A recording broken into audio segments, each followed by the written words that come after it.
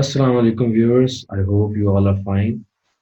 हमने अपनी पिछली वीडियोस के अंदर बहुत अच्छे तरीके से और डिटेल से ये देखा था कि बिजनेस क्या होता है और कितने तरीकों से किया जा सकता है, इसकी टाइप्स क्या होती हैं और हर टाइप अपने एतबार से किस तरह से यूनिक है या किस तरह से डिफरेंट है। अब इंशाल्लाह हम बाकायदा तौर पे अपने असल टॉपिक के ऊपर फाइनेंशियल अकाउंटिंग के ऊपर जो है वो जा रहे हैं और हम देखेंगे कि फाइनेंशियल अकाउंटिंग क्या होती है, इसके अगराज़ व मकासद क्या होते हैं और क्या वजह है कि हर बिज़नेस को किसी ना किसी फाइनेंशियल अकाउंटेंट की ज़रूरत हर हमेशा रहती है। तो आइए चलते हैं अपने टॉपिक की जानिब। तो टॉपिक उस बाकायदा तौर पे स्टार्ट करने से पहले एक चीज़ आप लोगों को पता होनी चाहिए और ये वो चीज़ है जो कि हम सबकी ज़िंदगियों के साथ चलती है। वो ये कि हम सबकी जो ज़िंदगियाँ हैं, वो फुल ऑफ इवेंट्स हैं कि हमारी पैदाइश से लेकर हमारे मरने तक हमारी लाइफ़ जो है, it is full of events. बिल्कुल इसी तरीके से जो एक बिज़नेस होता है, अगर हम कंपनी की बात करें ख़ास तौर पर तो वो तो हम अच्छे तरीके से समझ सकते हैं कि it is recognized as a separate legal person और एन आर्टिफिशियल लीगल पर्सन। यानी कि वो बिल्कुल ऐसे ही कि एक इंसान की हैसियत रखता है कानून की नज़र में जैसे कि मैं और आप हैं। और अगर हम जनरली कंपनी के अलावा या कंपनी के समेत बाकी बिज़नेसेस को भी देखें, तो हम अपनी फाइनेंशियल अकाउंटिंग के अंदर एक कॉन्सेप्ट इस्तेमाल करते हैं जिसको हम कहते हैं business entity concept. Business entity concept, ठीक है? जो बिज़नेस एंटिटी कॉन्सेप्ट है, ये भी यही कहता है कि for the purpose of financial accounting, जिसको भी हम डिस्कस करेंगे कि फाइनेंशियल अकाउंटिंग क्या होती है, every business is separate from its owner, ठीक है? अब यहाँ पर आप लोगों के ज़हन में एक सवाल पैदा हो सकता है कि ये जो पार्टनरशिप होती है या जो सोलो ट्रेडरशिप होती है, बेसिकली लॉ तो उनको रिकॉग्नाइज़ नहीं करता एज़ अ सेपरेट पर्सन। तो जनाब यहाँ पर मैं लॉ की बात नहीं कर रहा, यहाँ पर मैं एक अकाउंटिंग प्रिंसिपल की बात कर रहा हूँ जिसको हम आगे चल के डिटेल से अंडरस्टैंड भी करेंगे। लेकिन यहाँ पर जस्ट क्योंकि एक ज़िक्र मैंने मुनासिब समझा तो मैंने यहाँ पर कर दिया, क्योंकि बात एक पर्सन की हो रही थी और पर्सन की लाइफ़ के साथ एसोसिएटेड इवेंट्स की हो रही थी। कि अकाउंटिंग जो प्रिंसिपल्स होते हैं, उनमें एक principle separate business entity concept का होता है, जिसके मुताबिक हमने अकाउंटिंग ऐसे करनी होती है कि गोया हमारा बिज़नेस हमारे से सेपरेट एक पर्सन है। कंपनी के केस में तो ये बात हमें अच्छी तरीके से समझ में भी आती है क्योंकि लॉ भी उसको रिकॉग्नाइज़ करता है एज़ अ पर्सन।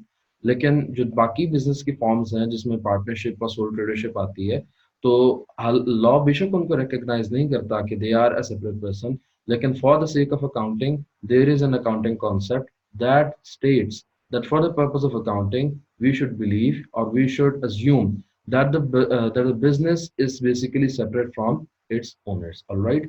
तो बात यहाँ पर करने का ये मकसद ये था कि जो हमारी लाइफ होती है it is full of events. बिल्कुल इसी तरीके से जो बिज़नेस होता है, बिज़नेस की जो लाइफ होती है, यानी कि बिज़नेस जब जब शुरू हुआ और जब तक वो बिज़नेस चलता रहता है, तो उसकी लाइफ के अंदर भी मुख्तलिफ इवेंट्स आते होंगे। इनमें से कुछ इवेंट्स जो हैं वो होते हैं नॉन फाइनेंशियल, कि जिनका ताल्लुक जो है वो फाइनेंस के साथ नहीं होता। और इसी तरीके से कुछ इवेंट्स जो होते हैं वो होते हैं फाइनेंशियल, कि जिनका ताल्लुक पैसे से या फाइनेंस के साथ होता है, ठीक है? That means these events are related to money. अब ये जो फाइनेंशियल इवेंट्स होते हैं इनको नॉर्मली हम लोग फाइनेंशियल ट्रांजैक्शंस बोलते हैं। क्या बोलते हैं? हम इनको नॉर्मली फाइनेंशियल ट्रांजैक्शंस बोलते हैं। और अगर हम उर्दू के अंदर इसका मतलब समझने की कोशिश करें, तो आम तौर पे जो ट्रांज़ैक्शन होती है उसको हम लेन-देन बोलते हैं, कारोबारी लेन-देन। बात आ रही है समझ में?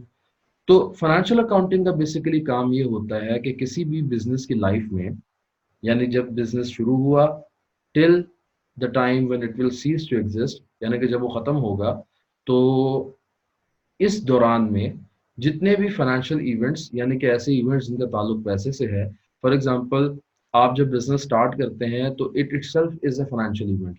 वो किस तरह से?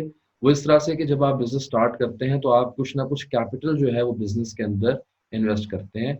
और कैपिटल जो है वो मैंने आपको अपनी पिछली वीडियोस के अंदर भी बताया था कि हम सरमाए को कैपिटल कहते हैं। ऑब्वियसली आप कोई भी बिजनेस स्टार्ट करते हैं तो उसके लिए कोई ना कोई ओपनिंग कैपिटल या सरमाया आप शुरू के अंदर लगाते हैं, जिससे वो बिज़नेस फिर आगे अपने ऑपरेशन स्टार्ट करता है। और उसके बाद फिर जैसे तैसे वो बढ़ता रहता है, तो उससे एसोसिएटेड जो भी प्रॉफिट्स या लॉसेस होते हैं, वो सामने आते रहते हैं। तो अर्ज़ मैं ये कह रहा था कि जब आप बिज़नेस ओपन करते हैं, तो it itself is a financial transaction, जिसके अंदर बिज़नेस एंटिटी कॉन्सेप्ट के मुताबिक आप अपने बिज़नेस को क्या कर रहे होते हैं, पैसा दे रहे होते हैं। और आपका बिज़नेस जो है वो पैसा एज़ अ लायबिलिटी एक्सेप्ट कर रहा होता है। ये किस तरह से होता है? जब इंशाअल्लाह ताला हम अपने अकाउंटिंग कॉन्सेप्ट्स अपने अगले लेक्चर्स के अंदर डिस्कस करेंगे, तो उसमें ये बात हमें अच्छे तरीके से क्लियर हो जाएगी। मकसद फ़िलहाल आपको बताना ये था कि बिज़नेस जब स्टार्ट होता है, तो it itself is a financial event. तो जितने भी फाइनेंशियल इवेंट्स होते हैं, जिनको मैंने आपको बताया कि आम तौर पर उनको हम फाइनेंशियल ट्रांज़ैक्शन बोलते हैं। इन फाइनेंशियल ट्रांज़ैक्शंस को रिकॉर्ड करना, ठीक है जी? Record these events in the records of the business या in the books of the business, इस सारे अमल को हम लोग बोलते हैं फाइनेंशियल अकाउंटिंग। ये जो सारा प्रोसेस है, इस सब प्रोसेस को हम बोलते हैं फाइनेंशियल अकाउंटिंग। यहाँ तक मुझे उम्मीद है कि हम सब एक पेज के ऊपर मौजूद हैं। तो जनाब, जितने भी फाइनेंशियल इवेंट्स थे, हमने उनको रिकॉर्ड कर लिया इन the books of the business, और इस सब प्रोसेस को हम बोलते हैं फाइनेंशियल अकाउंटिंग। तो ये बेसिकली की किस तरह से जाती है, और इसके अगराज़ व मकासद क्या होते हैं, इसका पर्पस क्या होता है, क्यों ये ज़रूरी है, इसको हम लोग अभी देखते हैं।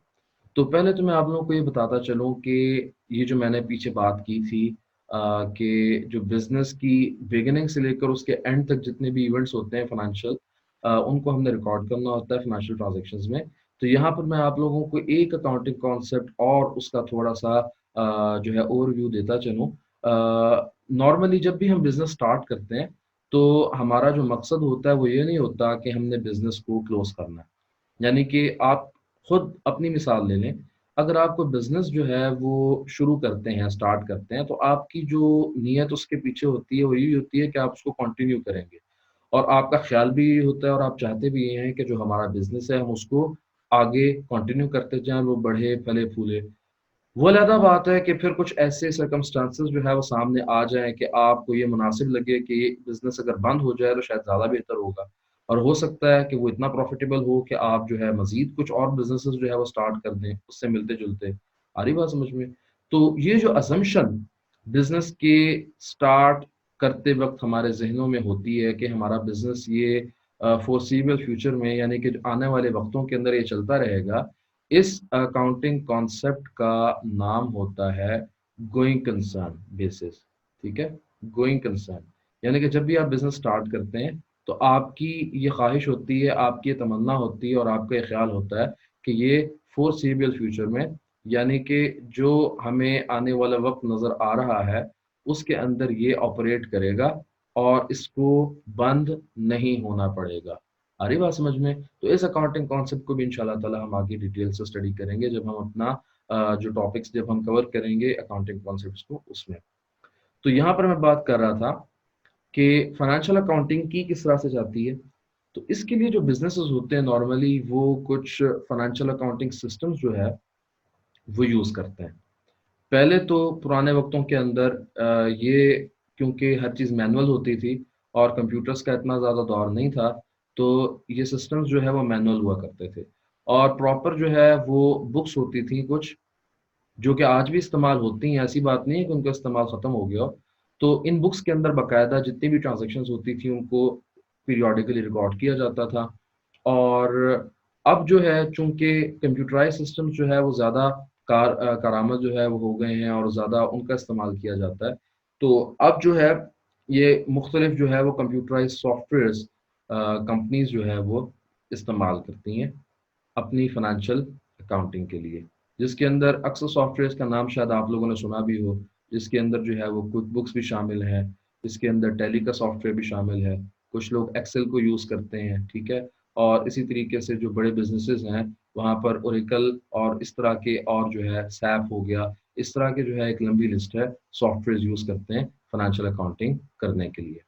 इन सॉफ्टवेयर्स को हम, या इन सिस्टम्स को, जो फाइनेंशियल अकाउंटिंग सिस्टम्स होते हैं, हम बुक कीपिंग सिस्टम कहते हैं। और बुक कीपिंग से मुराद यही है कि जो बेसिकली बिजनेस के अकाउंटिंग रिकॉर्ड्स हैं, या जो बिजनेस की बुक्स हैं, उनके अंदर बिजनेस की फाइनेंशियल ट्रांजैक्शंस को रिकॉर्ड करना। तो फाइनेंशियल अकाउंटिंग जो है पूरी उसमें होता इस तरह से है कि, या हम ये भी कह सकते हैं कि जो ये फाइनेंशियल अकाउंटिंग सिस्टम्स होते हैं, बुक कीपिंग सिस्टम्स होते हैं, वो काम इस तरह से करते हैं कि सबसे पहले तो एक फाइनेंशियल ट्रांजैक्शन जो है उसको आइडेंटिफाई किया जाता है। ठीक है, आइडेंटिफिकेशन ऑफ फाइनेंशियल ट्रांजैक्शन, यानी कि एक ट्रांजैक्शन अगर अकर हुई है तो उसको आइडेंटिफाई करना कि एक फाइनेंशियल ट्रांजैक्शन अगर हो चुकी है। जैसे फॉर एग्जांपल, आप कोई भी बिजनेस है, लेट सपोज आप एक ट्रेडिंग बिजनेस है, ट्रेडिंग बिजनेस के अंदर जैसा कि हमने पहले डिस्कस किया था, आपका काम यही है कि आप जो है गुड्स खरीदते हैं किसी से और आगे उनको बेच देते हैं। तो अब आपका गुड्स खरीदना ये भी ऑब्वियसली पैसे के अगेंस्ट होगा। तो ये आपका गुड्स खरीदना किसी से, it itself is a financial transaction. इसी तरीके से जब ये गुड्स आप किसी कस्टमर को बेचेंगे तो ऑब्वियसली इसके अंदर भी पैसा इन्वॉल्व है, इसमें भी फाइनेंस इन्वॉल्व है। It the selling of goods to a customer, it itself is a financial transaction. तो जब भी कोई फाइनेंशियल ट्रांजैक्शन अगर होती है तो जो बुक कीपिंग सिस्टम्स होते हैं, फाइनेंशियल अकाउंटिंग सिस्टम्स होते हैं, सबसे पहले तो ये इनको आइडेंटिफाई करते हैं। दूसरे नंबर पे फिर ये इनको मैयर करते हैं कि इनकी जो मॉनेटरी वैल्यू थी ये कितनी थी। फॉर एग्जांपल, अगर आपने 500 रुपए का कोई गुड खरीदा तो इसकी मेजरमेंट कितनी होगी? ऑब्वियसली 500। फिर अगर आप इसको 550 रुपए का आगे बेच देते हैं तो ये जो सेल की ट्रांजैक्शन हुई है इसकी मेजरमेंट क्या होगी? ये काम मेजर करना ये भी फाइनेंशियल अकाउंटिंग सिस्टम का काम है या मकसद है। और तीसरे नंबर पे फिर ये होता है कि हम इस ट्रांजैक्शन को क्लासिफाई करते हैं। क्लासिफाई करने से क्या मुराद है? अब आपने जब कोई गुड खरीदा है तो this is a purchase transaction, यानी कि इसको आपने अपने परचेजेस के रजिस्टर के अंदर या जहां पर आप अपनी परचेजेस को रिकॉर्ड कर रहे हैं, परचेजेस से मुराद वो चीज जो आपने खरीदी हो आगे बेचने के लिए, उसको अकाउंटिंग टर्मिनोलॉजी के अंदर परचेजेस कहते हैं। ये टर्मिनोलॉजीज भी इंशाल्लाह ताला with the passage of time हम लोग सीखेंगे। तो जहां पर आप परचेजेस को रिकॉर्ड करते हैं, आपको इस ट्रांजैक्शन को भी वहीं रिकॉर्ड करना पड़ेगा। यानी कि आपने इस ट्रांजैक्शन को क्लासिफाई कर दिया कि this transaction relates to our purchases. बिल्कुल इसी तरीके से जब आप किसी गुड को अपने कस्टमर को बेचेंगे तो the accounting system should identify this as a sale transaction and should record that particular transaction in that register or in that record where all our sales are basically being recorded. So this is the purpose of classifying the transactions. जो मुख्तलिफ transaction होती हैं उसको identify किया जाता है कि किस तरह की ट्रांजेक्शन है, फिर उसकी मेजरमेंट उसके साथ इन्वॉल्व होती है और उसके बाद उसको उस अप्रोप्रिएट जगह पर रिकॉर्ड किया जाता है जहां पर उसको रिकॉर्ड होना चाहिए। ये मकसद होता है क्लासिफिकेशन का। चौथे नंबर पे इसका जो मकसद आता है वो क्या होता है? समराइजेशन। अब देखिए, एक दिन के अंदर अगर आप लेट सपोज किसी डिपार्टमेंटल स्टोर की बात कर लेते हैं, या इससे भी आप जरा नीचे आ जाएं, आप किसी किराने की दुकान की बात कर लेते हैं, तो एक दिन के अंदर सैकड़ों ट्रांजैक्शंस वो शॉपकीपर कर रहा होता है। वो चीजें खरीद भी रहा होता है, जो उसके सप्लायर्स होते हैं वो वक्तन फक्तन उसके पास आते रहते हैं सामान लेकर और वो उनसे परचेजेस करता है। और दिन में कई कस्टमर्स जो है मुख्तलिफ नोयत के वो उसके पास आते हैं और अपनी ज़रूरत के सामान जो है वो उसे खरीद कर चले जाते हैं। अब रोज़ाना लेट सपोज़ अगर वो बंदा 100 ट्रांज़ैक्शंस कर रहा है, जिसके अंदर परचेज़ेज़ भी शामिल होंगी, सेल भी शामिल होगी, हो सकता है कि वो कुछ पैसे रोज़ाना अपने घर भी लेकर जाता हो। आ रही बात समझ में? तो ये सैकड़ों ट्रांज़ैक्शंस जो है वो 1 दिन के अंदर पॉसिबल है। अब आप 1 महीने की बात कर लें तो ऑब्वियसली जो 1 दिन के अंदर जितनी ट्रांज़ैक्शंस हो रही हैं, आप उनको मल्टीप्लाई कर दें 30 से तो आपके पास मंथली फिगर आ जाएगी। तो अब ये 1 महीने के अंदर हज़ारों के हिसाब से ट्रांज़ैक्शंस बन सकती हैं। अब अगर कोई बंदा उन ट्रांज़ैक्शंस को देखना चाहे या वो शॉपकीपर खुद बैठकर अंदाज़ा करना चाहे कि मैंने इस महीने में कितनी चीज़ें खरीदी, कितनी बेची, मुझे क्या प्रॉफ़िट हुआ, क्या लॉस हुआ, तो अगर वो उन सबको देखने बैठ जाएगा तो उस सब को देखने से तो वो उस तरह से अंडरस्टैंडिंग नहीं ले सकता, या अगर वो ले भी ले तो ऑब्वियसली उसके लिए उसको बहुत ज़्यादा टाइम रिक्वायर होगा। तो होता इस तरह से है कि हम अपनी ट्रांज़ैक्शंस को समराइज़ करते-करते, और वो समराइज़ कैसे किया जाता है वो इंशाल्लाह अगले लेक्चर्स के अंदर आप लोग अच्छी तरीके से जान जाएँगे। हमारा अल्टीमेट मकसद ये होता है कि 2 स्टेटमेंट्स बनाई जाएँ। एक स्टेटमेंट को हम कहते हैं इनकम स्टेटमेंट, जिसको अब हम स्टेटमेंट ऑफ कॉम्प्रिहेंसिव इनकम बोलते हैं, और किसी ज़माने में इसको प्रॉफिट एंड लॉस अकाउंट भी कहा जाता था और आज भी कहा जाता है, लेकिन जो इसका जो अब एक स्टैंडर्ड नेम है वो basically statement of comprehensive income है। और इसी तरीके से जो दूसरी एक स्टेटमेंट हम बनाते हैं, उसको हम बैलेंस शीट कहते हैं, और इसका जो अब स्टैंडर्ड नेम है वो basically statement of financial position है। और ये हमें प्रॉफिट एंड लॉस बताती है फॉर द पीरियड, यानी कि जिस पीरियड के लिए भी हम अपनी अकाउंटिंग कर रहे हैं, उस पीरियड से जो भी ट्रांजैक्शंस हुई और उनका जो निचोड़ है, क्या वो प्रॉफिट की सूरत में है या लॉस की सूरत में है, ये इनकम स्टेटमेंट या स्टेटमेंट ऑफ कॉम्प्रिहेंसिव इनकम हमें बेसिकली ये बताती है।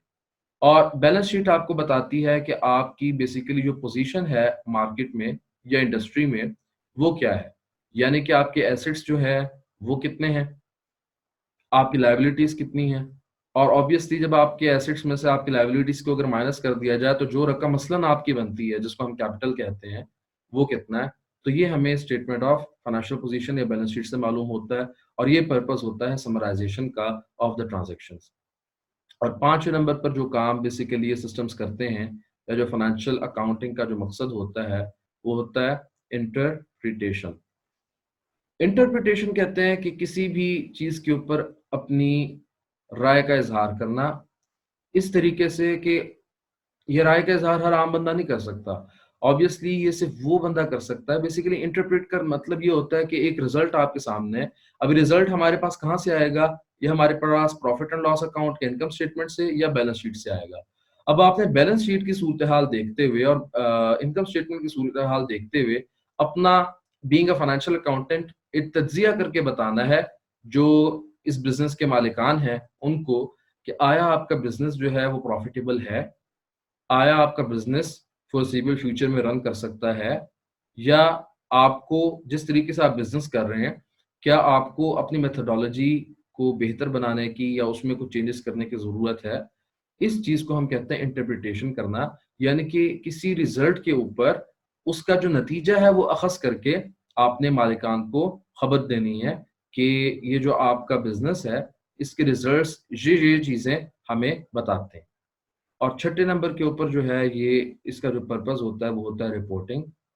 रिपोर्टिंग का मकसद ये होता है कि जो भी रिजल्ट्स आए हैं, ये जो बेसिकली आपकी स्टेटमेंट्स बनी हैं, ये statement of profit and loss, जिसको मैंने अभी इनकम स्टेटमेंट आपके सामने लिखा, जिसका नाम स्टेटमेंट ऑफ कॉम्प्रिहेंसिव इनकम है जदीद। और ये जो बैलेंस शीट जिसको मैंने जिसको स्टेटमेंट ऑफ फाइनेंशियल पोजीशन कहते हैं, ये जो 2 स्टेटमेंट्स हैं बेसिकली, और इनके अलावा और भी स्टेटमेंट्स होती हैं जिनको हम फाइनेंशियल स्टेटमेंट्स कहते हैं, जिनका इंशाल्लाह ताला तारुफ हमें आगे जाकर हो जाएगा। इनको बेसिकली रिपोर्ट करने से मुराद ये है कि इनको हमने बताना है, इनको आगे फॉरवर्ड करना है to the owners of the business and to all those people who are concerned with the progress and position of that particular business. तो ये बेसिकली हमने आज की इस वीडियो के अंदर समझा कि फाइनेंशियल अकाउंटिंग जो है वो क्या होती है, और फाइनेंशियल अकाउंटिंग सिस्टम्स जो हैं बेसिकली उनका क्या मकसद होता है।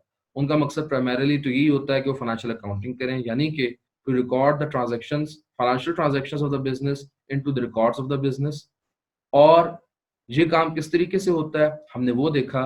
और बेसिकली ये चीज फाइनेंशियल अकाउंटिंग का मकसद भी है कि आप जो फाइनेंशियल ट्रांजैक्शंस है बिजनेस की, उनको बिजनेस के रिकॉर्ड्स के अंदर, बिजनेस के रजिस्टर्स के अंदर, बुक्स ऑफ अकाउंट्स के अंदर दर्ज करें।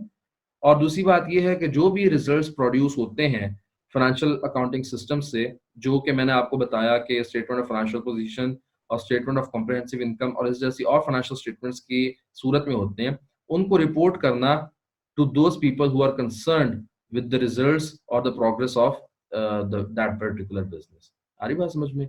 इंशाल्लाह ताला अपनी अगली वीडियो के अंदर हम लोग देखेंगे कि ये सिस्टम किस तरह से, फाइनेंशियल अकाउंटिंग सिस्टम्स किस तरीके से ये जो अकाउंटिंग है वो करते हैं, और बाकायदा तौर पे किस तरह से अकाउंटिंग की जाती है बिजनेसेस की।